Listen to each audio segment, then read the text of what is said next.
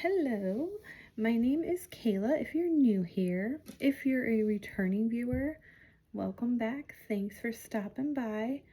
Forgive my makeupless face today. I just got off work. Didn't have time to throw on makeup, but I wanted to bring you guys another video, and it's going to be ranking all my Nomad palettes. I do have 11 palettes from the brand. They are one of my favorite brands. So I'm just gonna go, and this is all based on color story, my personal preference. None of these palettes that I have are bad. They all have good formulas. There's nothing wrong with formula. This is just gonna be based on what I would reach for more, what I color-wise prefer, and so on. So coming in at number 11 is gonna be the Royal Europe palette, and the outside of this is like a hard plastic, and inside it is a beautiful jewel tone palette. It's gorgeous. My only thing with this palette is it's very mid to dark. You don't have a light blending out shade for these jewel tones, and if I'm gonna go for a look, I usually like to go light to dark with my makeup, but there are days where I just want something deep, and this would be the palette I'd go for. These multi-chromes are very, very pretty. They swatch really nice, and they do have some very fun shifts, especially like this pink one. It looks like green when it shifts a little bit. It's kind of hard to see there, but like it's got like a nice gold green, like especially right there you can see it. All of the multi-chromes, they swatch beautifully in this palette. So this palette, even though it's in the last spot, again, none of these are bad, but this is just number 11 just because of my preference. So again, number 11 is Royal Europe. Number 10 is going to be a palette that a lot of people liked, and I do too, but I'm just not the biggest neutral girl, and that is the Oak Avango Safari. And if I say any of these wrong, I'm so sorry, but this palette is neutrals, and that's okay. There are some days where I do want to do a neutral look, but a lot of the times I'm going for color. I did also find with this palette that some of these shimmers, they are a little bit harder pressed. They feel kind of a little dry, and they're just not as shiny and sparkly as some of their other palettes. It's almost like they're hard pressed a little bit more, so they're a little tougher to pick up. But in the times that I want a neutral palette, I do think you can do a good warm brown based warmth there. You have these pops of green, you have a nice silver down here. So it does lend itself to being a nice, very neutral palette. I just don't always tend to wear neutrals personally. So number 10 is the Okavango Safari. And this on the outside is kind of like a velvety texture. Number 9 might surprise you guys. This is another palette that a lot of people like, is the Monteverde palette. I can't say the full name. I'll probably butcher it, to be honest. But this palette, it's very, very pretty. It's very colorful. You've got a lot of neon colors in here. I personally, if I'm going to wear color, as we get closer to the top palettes, you guys will kind of understand. I'm colorful, but not neon colorful. So I do like this palette, especially going into spring and summer, but I don't reach for neon shades on a daily basis. I kind of go for more of the desaturated tones, but I do like greens. I really like this purple up here. This blue is very pretty. It is a palette that you can do a shimmer and a matte and be one and done kind of looks. So I do really like it for that. I just don't reach for neons often. And this one I know is discontinued. Unfortunately, so is Royal Europe, and Okavango is actually on sale right now. I do have a code with Nomad. It is Kayla10. It will take 10% off your order, but it is a non-affiliated code. I don't earn anything from it. So if you guys do use it, it's just there for you to save money. don't feel obligated, but if you do use my code, I do appreciate the support. Number 8, this is a newer launch from them, and this is the Aurora Cruise palette. This palette was their first magnetic palette, so you can customize this palette if you want. Gorgeous shimmers. These are a lot more sparkly. I especially love this green. It's very, very pretty. This blue, this purple. Again, they are this is that purple down here, guys. This green is actually the shade right here, which kind of looks green but looks more purple in person. And then you've got this blue with the purple. All of these shades are gorgeous. The only reason why this isn't as high is because I don't typically do all shimmer looks. So when I do a look, I do like to incorporate some matte and then a shimmer on the lid.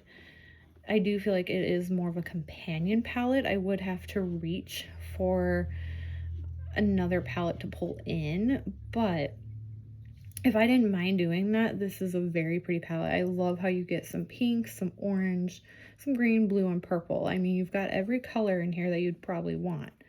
So it is a very pretty palette for that. I just don't do an all shimmer, and I don't really do all matte looks either. So that's why it falls a little lower on my ranking at number 8. Number 7, sorry, I have my little notes down here too. Number 7 is their newest launch, and this is their one that they just released. It is the Greek Odyssey palette. This palette was gifted to me in PR, so thank you to Nomad. I'm incredibly, incredibly grateful that they gave me that opportunity to receive this in PR. And guys, it is a very beautiful palette. Now, for this palette, you have to be a blue lover. It's got some gorgeous blues. You can do some other neutral looks, and then this is like a very pretty purple shade. You've got some nice gold and pink, so you can do other colors, but I do find it predominantly leaning on the blue tones. And for me, I just don't wear blues all the time. I will wear a good blue once in a while, but I don't wear it every day. So the formula in here, absolutely stunning. The shimmers are sparkly. The mattes are very pigmented. Even these lighter tones right here, these blue and greens, very, very pigmented. They show up true to pan on my eyes. So nothing wrong with the formula. It's just, for me, it's not my personal favorite color story. So it does land itself in my number 7 spot. Number 6 is a palette that is still available, and it is the Chamonix Apritsky palette. And this palette, I mentioned earlier, I love the desaturated colors, and this one is a lot of that. So yes, you have like a row of blue, a row of green, and a row of pink, but they're almost kind of dusty looking instead of neon. And these two topper shades right here are very, very beautiful. One's a little bit more green and this one's a little bit more pink, but they are very pretty toppers. I feel like I can use this palette more so in the winter, but I also use this for Easter. I pulled in the purple and the pinks and stuff, or the blue and pinks, I should say. But I feel like I can use this palette a little bit more year round, and it's got your light to medium to your deep. That's the way I like to build my makeup. So for me, this is my perfect winter palette. It is one that I will use year round, and I do like the desaturated look, the colors. So number 6 is going to the Chamonix Apritsky palette. Number 5 for me, this is going to be a newer one that I've tried. It is my Ireland Wild Atlantic Way. I love greens. Love, love, love green. Green and purple. Now this, as you can probably tell why, it's a predominantly green palette, but We do have some blues thrown in here. We have some nice coppers, some golds. I wear purple and green pretty much a majority. So this palette to me, color story is perfect. I do really like these green shimmers right here. They have one's a little deeper and this one's a little brighter. I love the colors of this. It's got a little bit of variety. You don't have to just stick to green. You do have this nice brown to kind of make a warmer look. You also have like a more taupey gray look or shade that you can do. You can do the golds. So it does lend itself to a little variety, and personally, green is one of my favorite colors to wear. So this palette is in my number 5 spot, and I love this one so much. Number 4, this was the first palette I ever bought from the brand, and it is unfortunately no longer available. I do hope maybe someday they'll bring it back in the updated formula, but it is the Haunted Europe palette. This was my first palette introducing myself to the brand, and I love this palette. Again, it is more of the desaturated colors. It's not the super bright tones, but you got greens, you got blues, you got purples, you've got some neutral shades, some warm tone shades. There is a variety of looks that you can do with this palette. It is kind of more like a Halloween launch that they did, but I feel like you could use it year round. I feel for me, I can get something on the warm tone. I can also get something on the cool side. So Haunted Europe is definitely my number 4. It would have ranked a little higher, but there is some other palettes that I like just a little bit more than this one. But this is number 4. Number 3, this is a palette that a lot of people like, and for me, I love it a lot too. It is the Ghost Town palette. It has that lenticular packaging. So does Haunted Europe. Haunted Europe does it as well, and they did it for their Halloween ones. But Ghost Town, I think this was like my second palette that I ever tried from the brand, and it's gorgeous. You've got neutrals, you've got some more cool tones, and you've got some desaturated greens. This palette, cool tones, I definitely am a cool tone girl, so I love going to this palette and just playing with the greens a little bit, playing with the blues. I'm so sorry if you just heard my daughter. She's right next to me playing.